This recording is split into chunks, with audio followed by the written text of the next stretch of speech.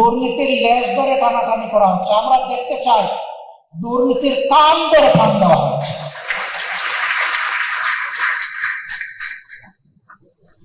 ডাল পাতা ধরা নয়, মূল ধরে টান মারতে হবে। হ্যাঁ, তা আমরা বুঝি যে এই কাজ অত সহজ নয়, যত সহজে বলে ফেললাম। এই কাজ যখনই আমরা করতে যাব তখন আমাদের সামনে বাধার একটা হিমালয় পর্বত দাঁড় করে দেওয়া।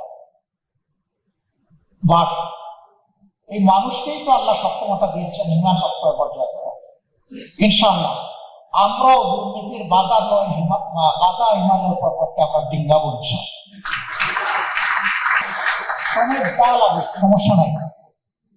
জীবন একবারের জন্য একজনই শুধু দুইবার এই পৃথিবীতে আসবেন, দ্বিতীয়বার তো আসবেন না। তিনি হচ্ছেন ঈসা ইবনে মরিয়ম আলাইহিস সালাম। তিনি ভাগ্যবান, তিনি দুইবার দুনিয়া আসেন। একবার এসেছেন, আবার আসেন।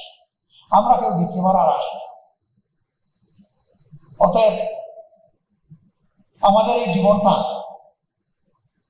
খেপশিয়ালের জীবনের মতো না হয়ে সিংহের মতো।